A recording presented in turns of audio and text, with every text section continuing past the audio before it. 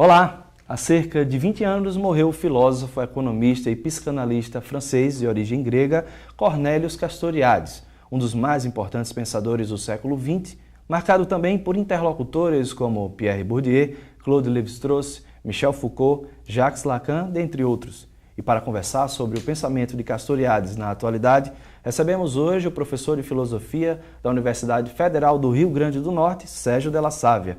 Ele também é membro da Associação Castoriadis, com sede em Paris, França, e apresenta o programa Grandes Temas na TV Universitária. Sérgio, seja bem-vindo ao programa Educação em Pauta. É bom tê-lo aqui para conversar sobre esse tema. Obrigado, Bruno. Obrigado pelo convite. É um prazer estar contigo aqui. E já aproveito para saudar os seus telespectadores para esse nosso debate.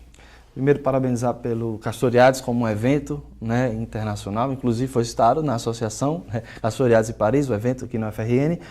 Queria conversar um pouco sobre o colóquio Castoriadis, 20 anos após a atualidade do pensamento de Castoriadis na filosofia, na política e na psicanálise.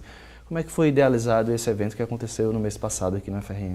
Pois é, Bruno, eu estava em Paris ano passado, uma missão universitária, e tive a ocasião de visitar Zoé Castoriadis, que é a esposa de Castoriadis, a última esposa dele, e nós conversávamos justamente sobre a minha ideia de fazer um colóquio justamente para celebrar os 20 anos do falecimento desse pensador. E, curiosamente, não houve outro evento no Brasil para celebrar essa data. É estranho. Lamentável. Lamentável. Tive conversas com outros pensadores em Paris, por exemplo, Jean-François Kervegan, que é um hegeliano. Ele se espanta de ver que há um silêncio em torno de Castoriadis, né? Mesmo nos primeiros 10 anos do falecimento do autor, até mesmo na França. Isso porque ele tem uma veia crítica muito forte, muito evidente, mas a ideia era não deixar passar essa data dos 20 anos. E o motivo, o senhor acha que é realmente esse? Não, é óbvio que tinha essa intenção de celebrar, né, o pensamento dele. Não, eu digo assim, a não existência de eventos de outros cursos de filosofia, outras escolas do próprio Brasil. É curioso, Bruno, é pertinente a sua questão, porque ele é um autor com repercussão em vários domínios, em várias áreas. Ele é muito discutido na área de psicanálise, história, economia, educação, direito e, obviamente, também filosofia, e sociologia política, também, né? Sociologia, bem lembrado, sociologia até muita gente o diz sociólogo, quando na verdade ele nunca se disse assim, ele é sempre um filósofo. Mas a ideia é justamente marcar essa data e dar a conhecer um pouco mais a riqueza do pensamento desse autor, né? E que a ocasião então dos 20 anos do falecimento dele proporcionou. Então, conversando com a Zoé no ano passado, ela me ajudou, então, inclusive, a pensar os nomes internacionais que participariam desse colóquio. Então, fiquei muito feliz pelo apoio dela, que é a secretária da Associação Castoriadis, que é a Associação Internacional Castoriadis, de nos dar esse apoio também para divulgação. E então fiquei muito feliz de ter conseguido realizar esse evento marcando essa data, né? Inclusive, para você telespectador, se quiser conhecer um pouco, castoriadis.org, né? O site da associação. Fica a dica, se vocês quiserem se aprofundar. Pode procurar o professor também, né, na universidade? Estou à disposição. Professor, que nomes participaram, então, desse evento? Nós tivemos, por uma questão de data, não pudemos ter a presença de todos aqueles que a gente tinha idealizado, mas tivemos a presença da professora Sophie Climis, que é professora da Universidade de Saint-Louis, na Bélgica, e a professora Monique Castillo, que é professora aposentada da Universidade de Paris-Est, e agora conferencista e pesquisadora também da obra de Castoriadis.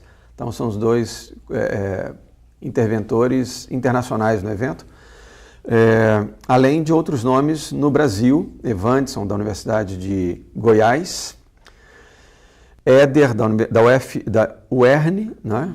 E Lilian Duvalle, que é professora da UERJ. São todos pesquisadores de Castoriadis. E da UFRN, eu e o professor Alípio, participamos como debatedores, interventores, né, nas mesas redondas ao longo do evento. Professor, sistematicamente, digamos assim, na ciência a gente cita a chancela Vida e Obra como se fosse o início dos diálogos sobre um autor, uma contribuição, alguma matriz epistemológica. E no início do programa eu falei essa questão do Castoriadis, francês, muita da literatura diz que ele é francês, mas ele nasceu na Grécia. Como a gente pode começar a apresentar o Castoriadis? Ok, Bruno. De fato, há controvérsia até mesmo entre os gregos, porque de fato ele é grego de origem, nasceu em Constantinopla, e fez todos os seus estudos iniciais na Grécia, né? Antes de desembarcar em Paris, em dezembro de 45, ele havia feito já estudos de filosofia, direito e economia em Atenas, onde morava antes de ir para a França, portanto, fugindo da ditadura na Grécia. Então, como a obra desse autor foi toda inteira constituída na França, né? Então ele se constituiu como pensador na literatura francesa, no espaço francês, na filosofia francesa. Então nós dizemos que ele é um filósofo francês, né? Inegavelmente. Não há dúvida, a meu ver, a esse respeito. Dizemos, portanto, que é um filósofo francês de origem grega, como você bem disse no início do programa, né? Outra pergunta em relação ao Castoriadis, né? Inevitavelmente ainda vivemos uma ciência muito compartimentada, fragmentada, menos disciplinar, menos complexa, digamos assim. Então o Castoriadis ele já é atuante não só nas pesquisas, mas também no ramo da filosofia, da política, da psicanálise. Como é que surgiu, ou como é que se desenvolveu esse caráter polissêmico, digamos assim, uma figura como Castoriadis? Perfeito, Bruno. O Castoriadis tinha já uma militância política muito intensa, né? Na sua juventude, Partido Comunista grego, depois anonimamente participando de movimentos de esquerda na França, mas logo ele e Claude Lefort, que estavam associados numa tendência no Partido Comunista francês,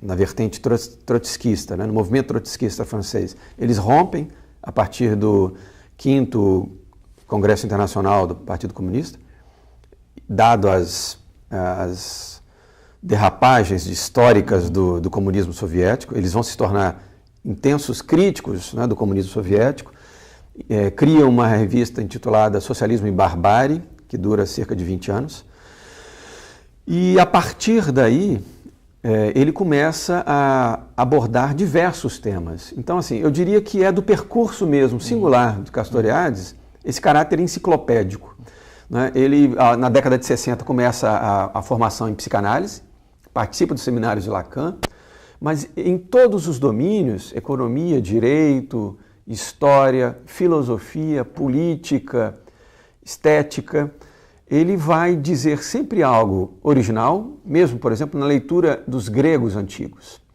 Não por ser grego de origem, ele era muito versado no grego antigo, então ele vai fazer leituras muito originais, inclusive do pensamento grego, dos clássicos, elogiado por grandes historiadores da história antiga, como Pierre Vidal-Naquet, por exemplo.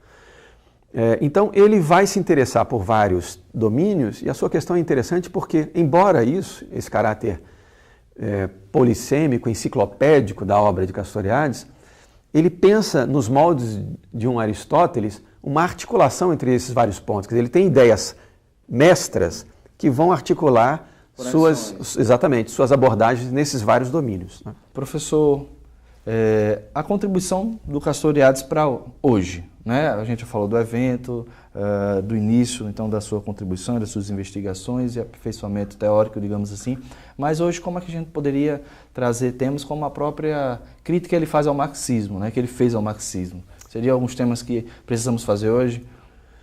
A ideia então, quando eu idealizei o evento, o colóquio, tentando abordar temas ligados à obra dele, nesses 3 campos, né, filosofia, política e psicanálise, era exatamente para cobrir um conjunto de temas que podem ser articulados entre si, né? E, particularmente, nessa sua questão da crítica que ele faz, por exemplo, né, ao marxismo ou à experiência totalitária do comunismo soviético, Quer dizer, isso é apenas uma das possibilidades que a gente tem para criticar aquilo que para Castoriadis é o central de um pensamento que se refere à política, que é a questão da autonomia. Nesse ponto, então, a crítica que ele faz, que ele dirige ao comunismo soviético, né? Mas também que ele dirige ao neoliberalismo, por exemplo, tem como foco o tema da autonomia, ou seja, o desafio para as coletividades, para as sociedades contemporâneas, de pensarem a formação dos cidadãos, de modo a que, embora as instituições da sociedade, ao formarem os indivíduos, né, nesse processo complexo de formação do ser social, elas imponham aos indivíduos um conjunto de referenciais, de significações imaginárias sociais, como ele diz, né? Embora essa imposição seja muito forte, muito contundente na construção da personalidade estruturada e do cidadão, embora isso, toda a sociedade deveria poder, e esse é o grande desafio para ele, né? Ao mesmo tempo em que forma esses indivíduos, impondo-lhes essas significações sociais de maneira muito contundente, possa também criar instituições que favoreçam o imaginário das pessoas, que favoreçam a criatividade e que favoreçam o exercício da autonomia. Então, como nós vemos, aí para fazer um gancho com a sua fala, né, como nós pensamos a atualidade do autor, num país como o Brasil, por exemplo, que vivemos sucessivamente golpes a uma formação autônoma dos cidadãos, que começa exatamente semanas depois do golpe que destituiu a presidente Dilma Rousseff, nós temos inicialmente exatamente um ataque à filosofia, uma retirada do ensino da filosofia, da sociologia das escolas. Quer dizer, isso é exatamente uma afronta à possibilidade de se construir pessoas, indivíduos, que, como cidadãos, vão poder pôr em questão a sua própria sociedade, pôr em questão as suas instituições. Você não implanta a autonomia na cabeça das pessoas, Bruno. Você tem que constituir as pessoas com uma certa capacidade. Construindo com, né? Construindo com, evidentemente. A autonomia não é algo que você ensina, não é? A autonomia é um desafio, por isso ele fala sempre em projeto de autonomia, né? Mas, dizendo um pouco mais sobre o termo grego autos nomos significa literalmente dar a si mesmo suas próprias leis. Mas isso é difícil, porque ninguém é a origem das suas próprias leis. Nós recebemos isso das sociedades e as sociedades constituem isso no tempo. Então, a tônica, digamos, das sociedades e dos indivíduos é a heteronomia, é o contrário, é algo que vem de fora para dentro, não é? Portanto, o desafio é que nós possamos constituir indivíduos capazes de estabelecer uma certa distância com respeito a essas instituições que os formam. Poder questionar, será que isso tem que ser assim? Será que pode ser diferente? Não podemos fazer melhor? Não é? E é curioso, do ponto de vista da política, nesse caso, e Castoriadis destaca isso na leitura dos gregos antigos, todas as leis gregas discutidas na polis ateniense começavam com um preâmbulo assim: pareceu bem ao conselho, à assembleia e ao povo que... E aí segue a lei. Veja, eles diziam pareceu bem, eles não diziam é bom para... Né? Isso mostra exatamente esse caráter aberto, dialógico, democrático. Então, esse espaço... Mas passam decisões de uma maioria, digamos assim, né? Exatamente. Era um debate aberto que depois era formulado como lei, né? Mas absolutamente aberto à intervenção de todos os cidadãos porque era uma democracia direta. Professor Sérgio, eu vou precisar fazer uma pausa, mas a gente ainda volta a conversar sobre isso. E você de casa não mude de canal, não saia daí, que a gente volta já já com o segundo bloco do programa Educação em Pauta. Até lá.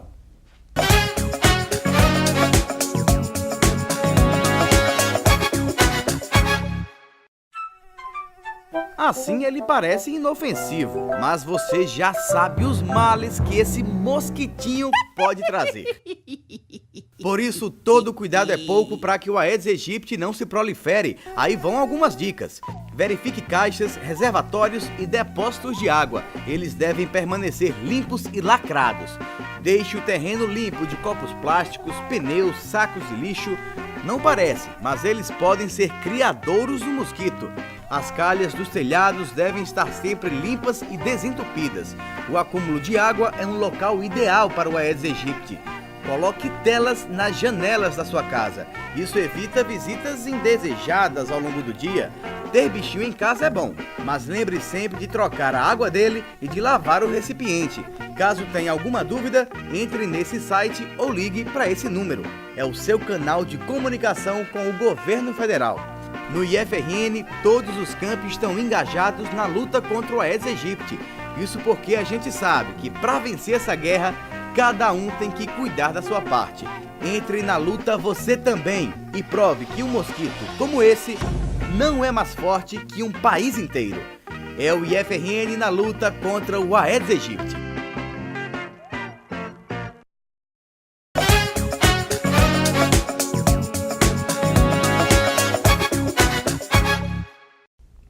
Voltamos no intervalo com o segundo bloco do programa Educação em Pauta e eu continuo a conversar com o professor Sérgio de la Sávia, professor de Filosofia da UFRN, sobre as contribuições de Cornélios Castoriadis. Professor, a gente estava falando sobre o pensamento atual dele, né? Que outros livros ou publicações também chancelam, né? As instituições imaginárias, ele fala isso nesse livro? Sem dúvida. A obra maior de Castoriadis é, inegavelmente, a Instituição Imaginária da Sociedade, publicada em 74. É uma obra que fez data, como a gente diz, né, porque marcou, expressou toda a originalidade do pensamento de Castoriadis. E logo na primeira parte da obra, ele tematiza isso que nós conversávamos no primeiro bloco, né, a questão da autonomia, que é indissociavelmente ligada tanto a um projeto social, porque a questão da autonomia tem que ser um projeto da sociedade, não faz sentido falar em autonomia. Emancipação, digamos assim? Pensar... ela tem que ser um projeto da sociedade, quer dizer, ela tem que ser uma questão social. Por exemplo, se pensarmos numa sociedade fechada, numa teocracia, ou num Estado totalitário, seguramente a autonomia estará ausente como projeto político. Numa sociedade aberta, ela deve ser um projeto, ou seja, deve visar a fabricação, como ele diz, de indivíduos capazes do exercício de autonomia. E a autonomia não é algo, como eu estava dizendo, né, que você ensina. Ela também não é um estado do sujeito, quer dizer... Hoje eu tenho e amanhã não tenho. Ou então assim, do fato de que somos seres racionais, somos seres autônomos. Não. Autonomia é um processo, né? Ou você não tem autonomia alguma e começa a ter um pouco de autonomia, pouco a pouco, ou você tem uma autonomia que é precária e você vai aprimorando isso. E ao dizer isso, Bruno, e retomando a sua questão, nós podemos pensar dois eixos dessa discussão no autor que são absolutamente de atualidade. Uma, como nós conversávamos, é a autonomia do ponto de vista político, né?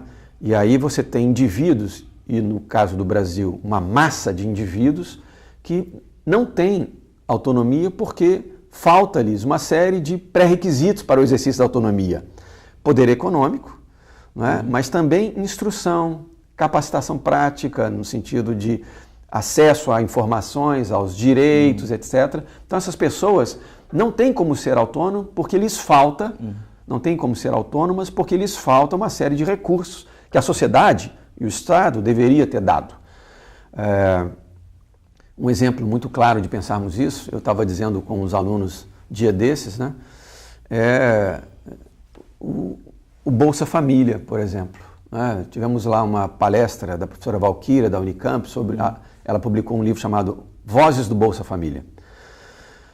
A repercussão do Bolsa Família na zona rural em 10 anos. Então, o livro é belíssimo porque mostra pessoas que, antes do Bolsa Família, não tinham absolutamente nenhuma autonomia. Eram pessoas, eram zero econômicos, não participavam da economia, não compravam, eram completamente marginais a toda a série de direitos sociais, etc. Muitos não tinham sequer certidão, carteira de identidade, coisa que vale.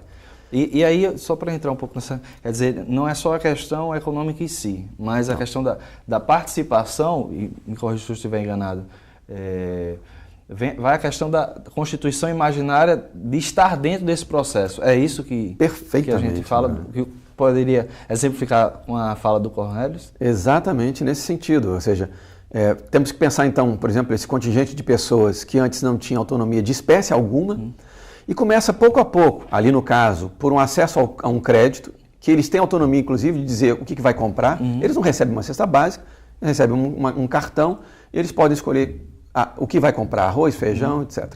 Eles começam a entrar em ambientes comerciais com dignidade, sem ser mal vistos, como eram antigamente.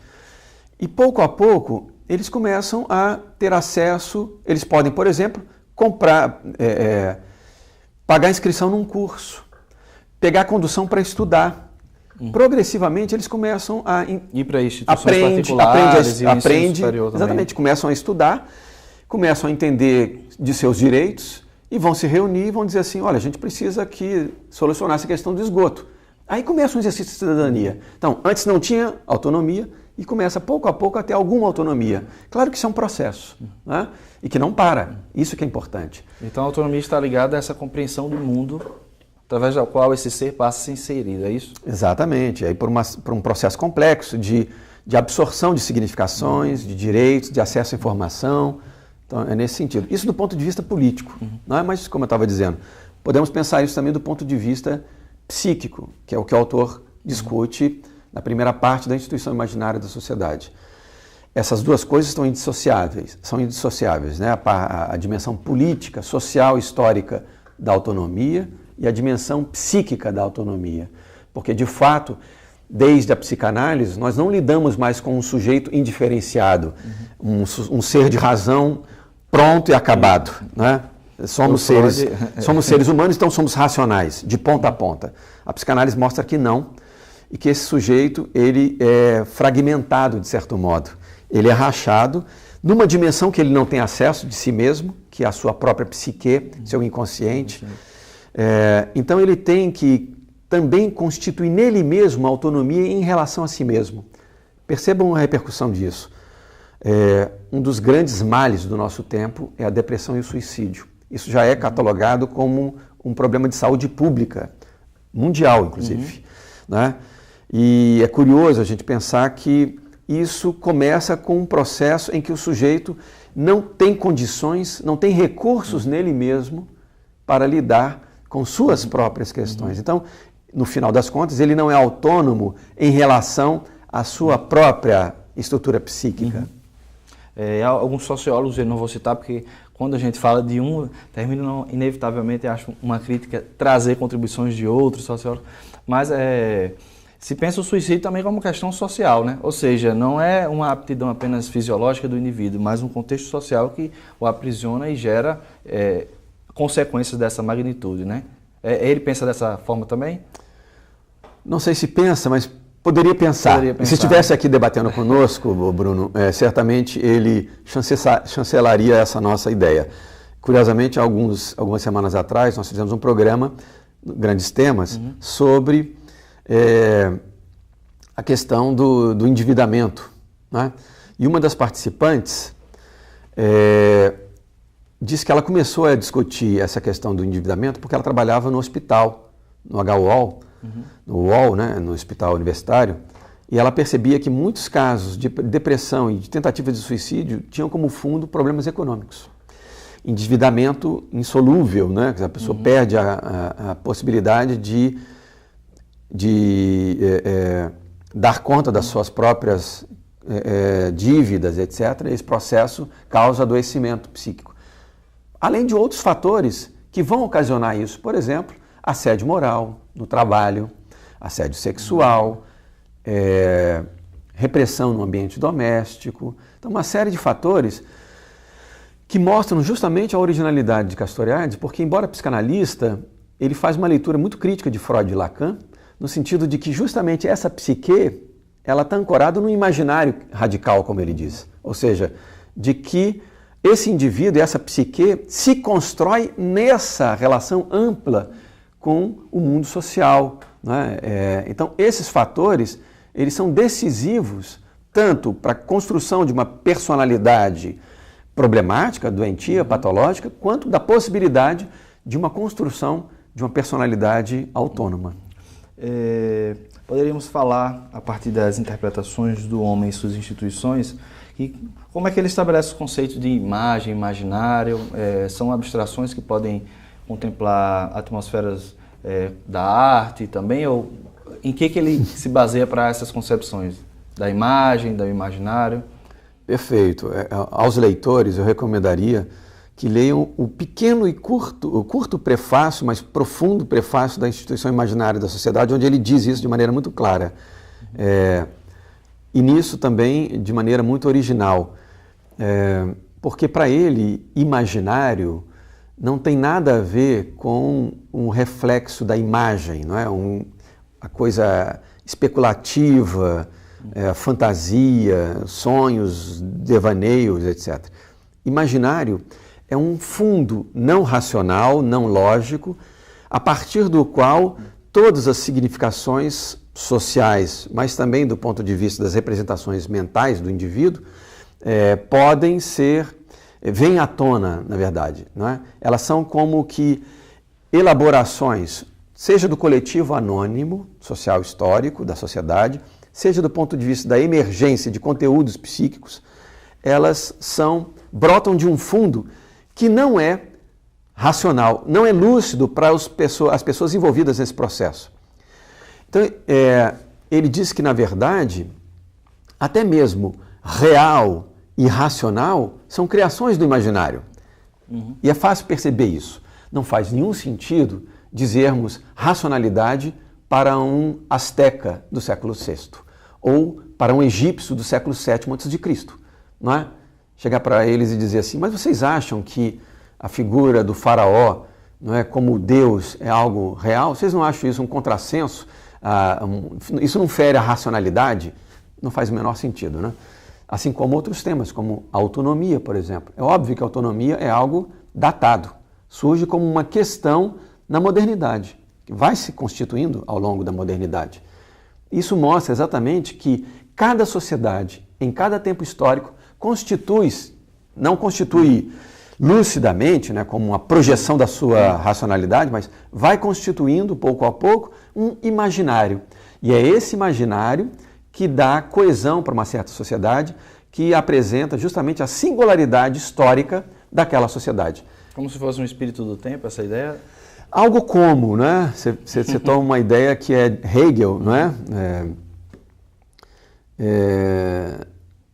Hegel dizia nesses termos, mas é algo próximo a isso, mas tem uma amplitude talvez maior. Porque, na verdade, assim, é fácil a gente identificar que se toda a sociedade como diria Norbert Elias, né, sociedade de indivíduos, e não há indivíduos fora da sociedade, né, o complicador é como é que a gente pensa essa relação. Né? Ora, se toda a sociedade é uma sociedade de indivíduos, o que diferencia uma da outra? Porque até onde nós podemos recuar no tempo, todas as sociedades são compostas de indivíduos. Em todas as sociedades você tem uma mínima estrutura, né, de poder. Em toda a sociedade você tem um poder religioso. Em todas as sociedades você tem uma linguagem. Em todas as sociedades você tem ritos, não é? Ritos de passagem, papéis do feminino, do masculino, formas de fazer amor, formas de cozinhar. Rituais, mitos, né? Formas de fazer a guerra, todo um funcionamento social. Ora, toda a sociedade tem isso. Mas o que explica que as sociedades são diferentes ainda assim, não é? Por que uma sociedade valoriza determinada coisa e não valoriza outra? Por que para uma sociedade uma determinada ação é uma virtude, não é? É algo valorável e outras ações são abomináveis, quando para outras sociedades isso que conta como valorável, né? Então, é o imaginário que nos permite compreender a singularidade das sociedades. Vou dar apenas um exemplo que tem a ver com a nossa sociedade, por exemplo, brasileira, né? A indistinção entre o público e o privado, eu acho que é notório. Se você observa um pouco o cotidiano, os comportamentos sociais no Brasil e mesmo daqueles que nós podemos chamar de os políticos profissionais, que ganham para fazer política em nosso nome, justamente nesses casos você percebe a falha desse processo, né? A gente percebe que ali falha essa coerência, né, do papel ético e moral. Exatamente. Ou seja, essa indistinção entre o público e o privado, na verdade, todo mundo tem clareza do que é o privado, né? É da porta de casa para dentro. É o que é meu, é o que eu consumo, é o meu espaço. Abriu a porta de casa, eu não encontro espaço público. Professor, que deixamos devagar sobre esse assunto, né? Porque infelizmente a gente está terminando o programa Educação em Pauta, mas gostaria de agradecer mais uma vez pela contribuição, que o senhor pôde hoje estar conosco falando um pouco sobre o Castoriades aqui. Olha, Bruno, eu agradeço imensamente a oportunidade, porque de fato o seu programa me permite repercutir aquilo que nós pretendíamos fazer com o evento, que é dar a conhecer um pouco mais a riqueza do pensamento de Cornélio Castoriades como filósofo, psicanalista, e agradeço enormemente. Espero que isso seja a possibilidade para inúmeros dos seus telespectadores de procurarem conhecer um pouco mais a obra desse autor, e me coloco à disposição para novos debates, seja aqui no seu programa ou em outros fóruns na nossa região. Muito obrigado. Professor Sérgio, e você de casa, muito obrigado pela sua audiência. A gente termina aqui mais uma edição do programa Educação em Pauta, sempre fazendo o convite para que no próximo sábado, às 10 horas da manhã, você possa sintonizar na TV Câmara e acompanhar mais uma edição do programa Educação em Pauta. A gente se vê na próxima semana. Até lá. Tchau, tchau.